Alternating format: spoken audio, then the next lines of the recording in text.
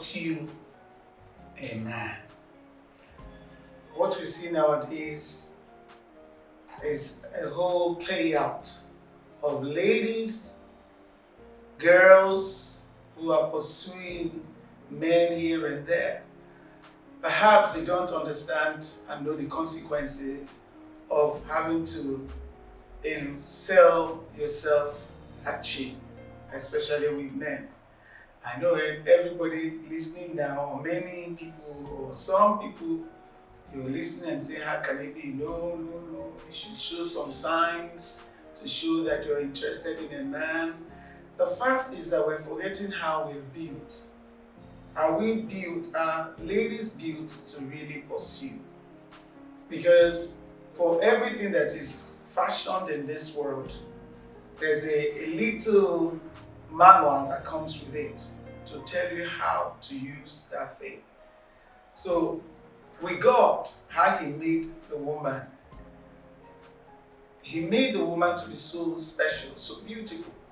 In fact, women are the greatest. I wouldn't say, somebody will say, oh, because you're a woman, that's why you're saying that. But women are the greatest creature that God really made. They're so intricate, but still very understandable personalities.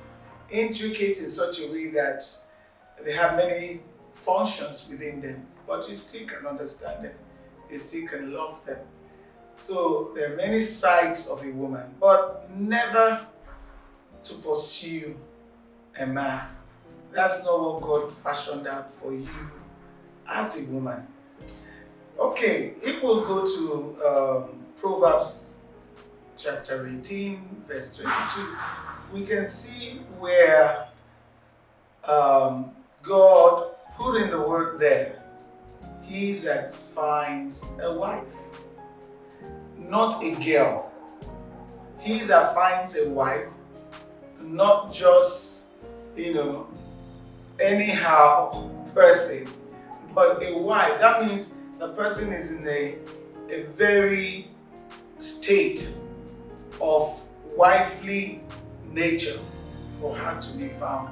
I say this for us, for our girls, our ladies, to understand the fact that if you're single and you're believing God for a husband, being in the business of first of all looking at yourself, first of all building yourself, first of all preparing yourself, and trying to bring yourself to that place of wifely status. Wifely status is a state and a kind of nature that men easily fall in love with. Men easily fall in love with the nature of wife. It's a nature that nurtures.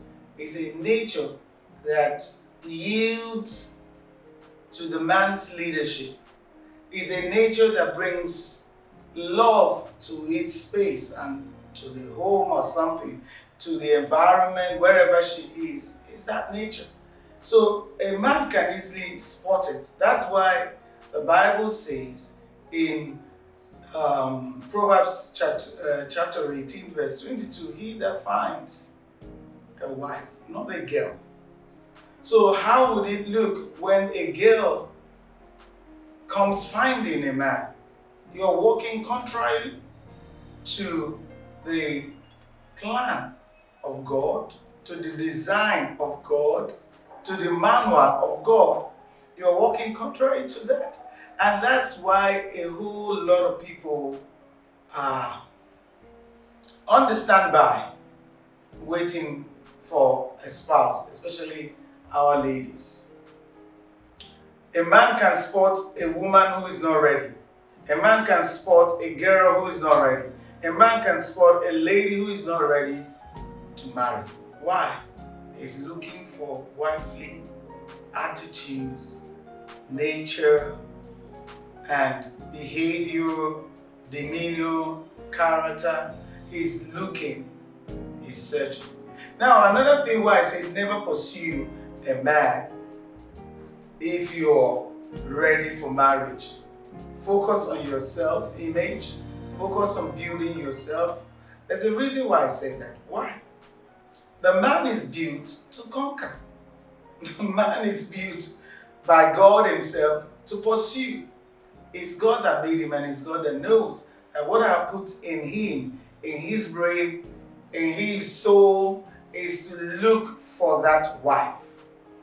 So many times, when the man is in the boy stage, he allows a lady to pursue him.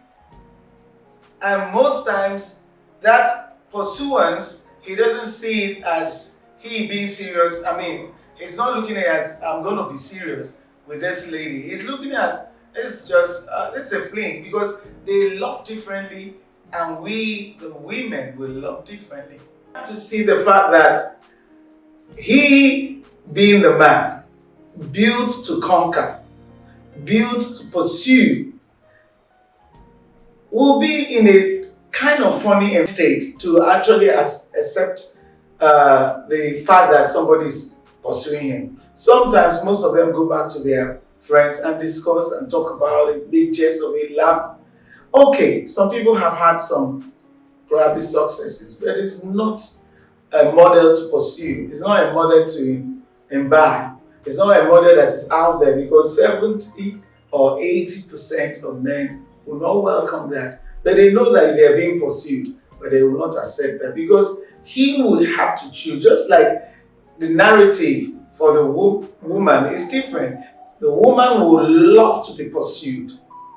They don't love them having a job to look for who will marry them. The rules go this way.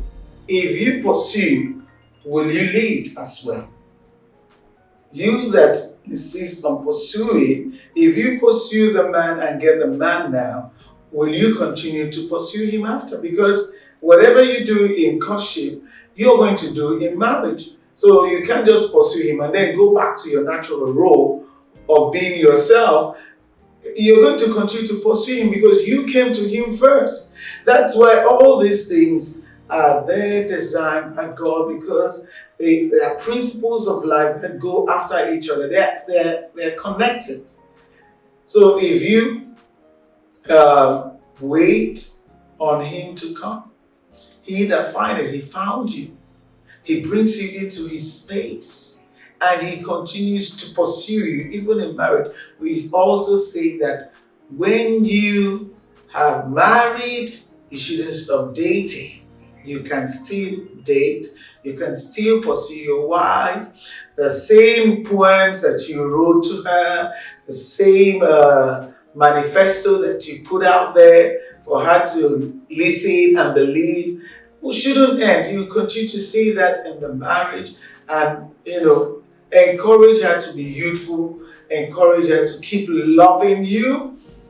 Now, assuming it's the wife that actually went to pursue, do you know that the role will not just easily swap like that? You keep looking for that love. You keep pursuing. You came to him. You are going to, in the scenarios of the marriage, you're going to continue to look for him. In the morning, you're the one that will just go, of course, you just come morning, what should I do for you? You drop notes under his pillow. You find out how you doing. Some men can take undue advantage of this smooth process and just relax because you looked for me. And sometimes you see them wanting to have a partner that is looking for them, and then a partner that is outside there, they are pursuing. Because that pursuit nature is still vacant, because he is not the one that looks for you. You looked for him. And so if you're looking for him, he still hasn't pursued, which is his innate nature. So he has to go out there and get this side chick. He has to go and pursue and find that one that he really loves. So you find that sometimes people that allow this, ladies to pursue them and they welcome it, they can also have that, polygamous spirit in them. they can have that polygamous spirit, and also probably they have this low self-esteem in them, and they're looking for validation in a way. So if a woman is pursuing them, they're just so happy about it. It's like, oh my God, maybe when they were growing up, they were intimidated, they were talked about, they were told that you were not fine, they were told you can't amount to anything. So to have girls seeking to have me, it's like, who am I? Man, let me have my feel of the day. It's like somebody that was starved of feelings, starved of love, and then have all these scenarios playing in his head. And now he can see a lady that is so much interested in him, that is pursuing him, and not even 1, 2, 3, 4, because it's also the sign of the last days, because the last days, it's written there in the Bible that women will be pursuing men, seeking to answer their names. The Bible is real. So, and it's happening before all our eyes. But that's not the original design of God. Are you also going to lead him? Can you lead him? If you pursue him and conquer him, then can you lead him? Men enjoy what they have conquered. They enjoy to have conquered. Just like when a woman takes a step. Women enjoy cooking. A lot of women, let me say 70% of women, or let me say 90% of women enjoy shopping. Yes, 90% of the women enjoy shopping. Now, when you're going, you're so excited. Many, they don't enjoy shopping the kind that women enjoy. Window shopping, they might not really buy it that day, but they'll just keep going, checking it. No, it's a woman's thing. Now you go that way and you buy these goods. The women will just enjoy to sit down. They have several bags. They bought all those goods by themselves. Then they sit down. They bring out a product and they look at it. Some women are emotional buyers. They could buy at the shop, but when they come back home, it's like, what made me to pick up this? That's an extra product. I don't even have the money. They might return the product. But I'm coming from the area where women enjoy to look at their goods, even in the kitchen. When they have gone to buy groceries, things, they want to make a meal for the family. They also want to look at the product. Again, they are finished buying. You went to the market to buy. Now you're taking your time to look at those things, and it brings such joy. That's also what you see when the man goes to conquer and checks out what he has conquered. He can carry that lady over the threshold. He can now boast of the woman that he conquered. Oh, come and see my wife. I should think it's a different feeling when he is being conquered. It's like you have silenced him and packaged him to a corner. He doesn't even know what to do. Even if he's around thinking, oh, this woman loves me, he just like crosses his leg and waits to be pampered. His true nature of protection and security for that woman he loves may not be seen because he was conquered by the woman. So that's why I'm saying, never you pursue a man. Allow him to fill up his role. If he needs you, he should come to you. Yes, he should come to you and express that feeling. It's necessary. A whole lot do happen in marriage. You have stress coming from raising children. You have the stress of balancing your finances, which you call financial intelligence. You have stress also in balancing your emotions, which you can call emotional intelligence. These practicals and these realities are all embedded in marriage, even if nobody tells you. I can remember there was a time this kind of thing happened to me. We went to evangelism, and as we came back, and my husband crossed his leg in front of the TV. I was saying, darling, is there anything in the kitchen for me? And I was like, oh my word, we just came back from, doing some visitations, outreach and all that. And now I'm really tired.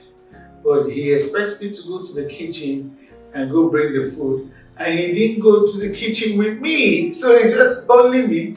He was in front of the TV and he was saying, I'm so tired. But we did the same job. He said, I'm so tired, and crossed his leg. And he was waiting for the meal, for me to go cook the meal. I didn't. That's why when you are marrying, the parents, your parents, our old folks, they will advise you that you should put on a cloak of patience. Have great understanding when you marry, because like I could have started arguing. I could have made a thing out of what was, displaying right there before me.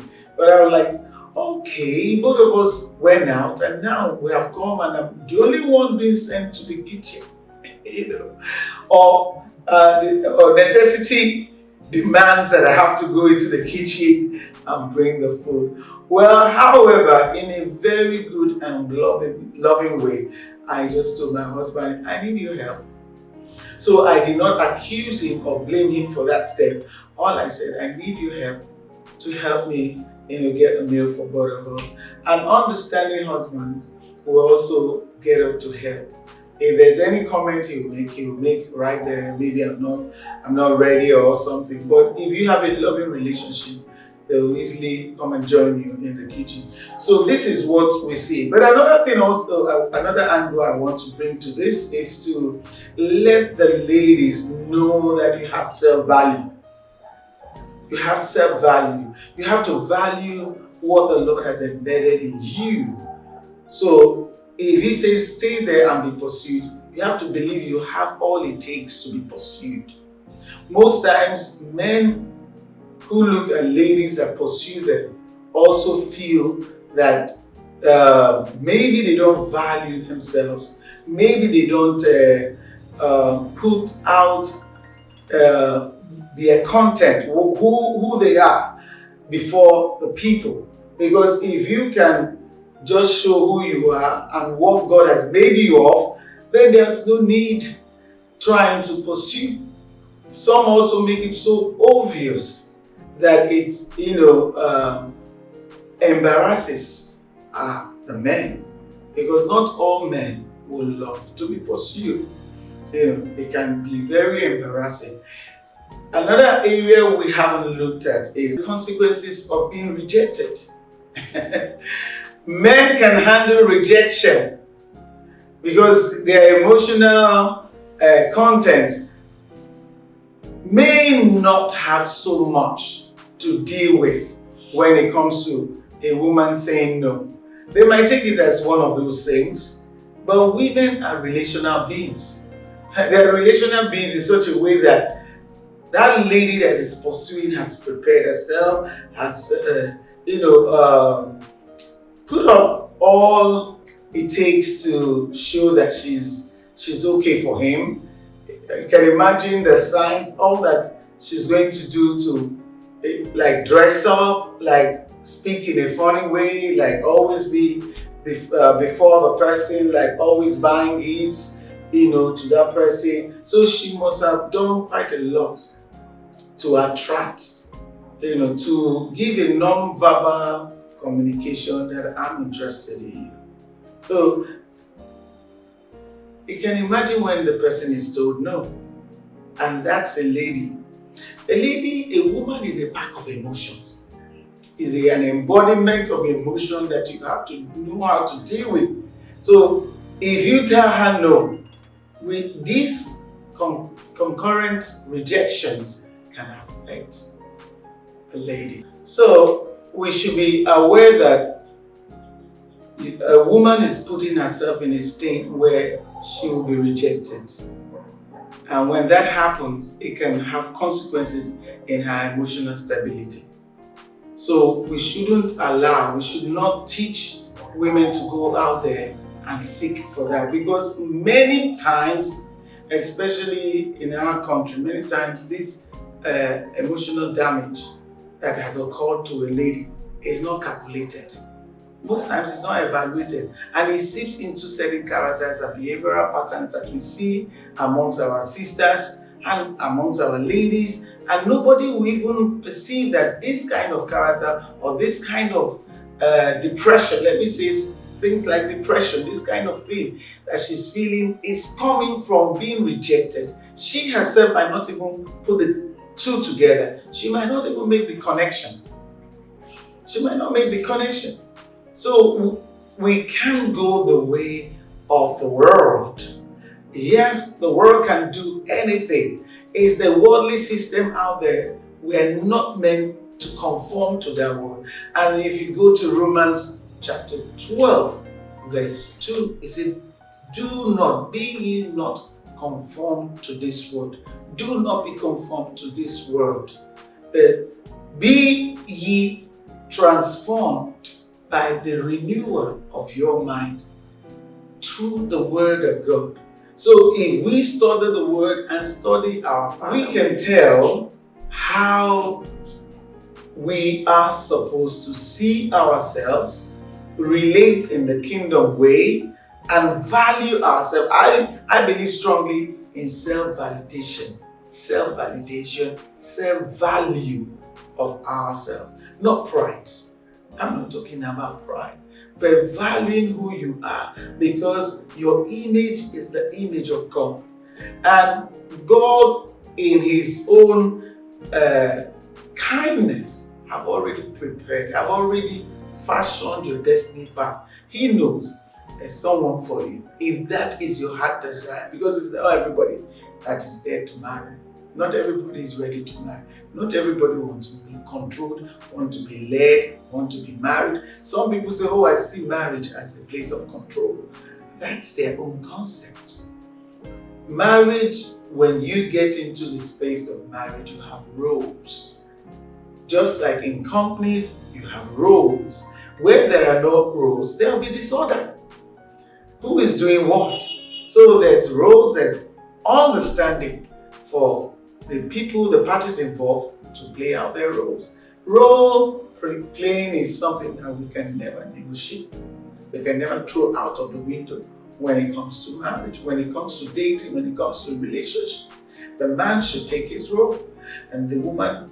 Why are we afraid to be pampered? It's not slavery. I don't know. If God has said that it's just like, let's look at it. It's just like the last born in family. When you start crying and say, oh, why am I the last born? Why am I always the last? And I'm always present. I'm always sit down on daddy's laps. I'm always, by destiny, you are born the last. So by destiny, I'm a woman. And if I'm told that my role is to be submissive to Him, He is the visionary of the family. He is the leader of the family. Lord, if we go to Genesis, chapter 2, verse 15, the Bible instructs, it was God Himself that instructed the man. In fact, He placed him in a garden. So let's say He gave the man a home, placed him in a home, a garden, and He said, tend and keep this garden. That's an instruction. Tend it and keep it. Then He now said, no, look at this. I'm going to, bring a helpmate for this man. After putting a man in a home, and say, you tend this garden and you keep it. That means like tend it, nurture the garden, provide what it takes to nurture. It's a garden, you're going to water it. It's a garden, you're going to prune the dry plants out of it and give fertilizer to the plants so that you have the plants can grow well. That's nurturing. That's caring. And then it says keep it. That's like, shield it away from danger. And then He now said, no. It's not good for a man to be alone. I'm going to make him a helpmate, a companion. That's who we are. So from design, we have not even been made to lead. And that's why sometimes when certain situations happen and you have a single parent, they struggle.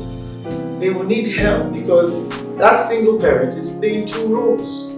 It's being a father and it's being a mother. Now there are communications that fathers have with children that mothers can even be able to give. Why? Because she is a woman and not a man. Let me tell you what. There was one interview I was having, heart-to-heart interview that I was having, and then I had a lady that was being interviewed, and she said she was raised by a father. And she said, there's something I noticed my father omitted in training me.